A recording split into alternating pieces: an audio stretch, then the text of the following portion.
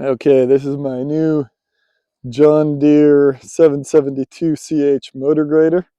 I bought it for working on my road as well as possibly doing some development at the Grand Coulee project.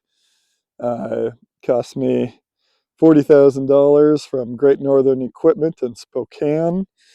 I'm should be fully depreciated. These machines cost $300,000 or $400,000 new. So as long as I just keep it running, I'll be able to sell it for what I purchased it for. So it's a lot better deal than renting one, and I can use it for, the next year or whatever I'm going to need for my projects to get done. And should be a good machine. I've run it a couple of days now, and it ran well. Not really any issues with it. Just I need to learn how to operate it a little bit better, but it's coming along. Should be a good machine. Should help this project go quite far.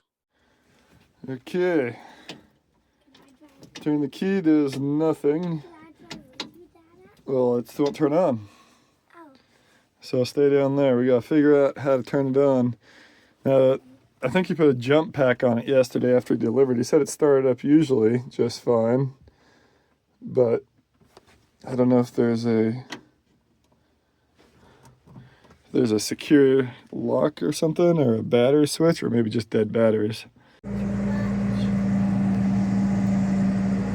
Well, trying to operate this, trying to make a ditch, kind of struggling on it, I think, a little bit.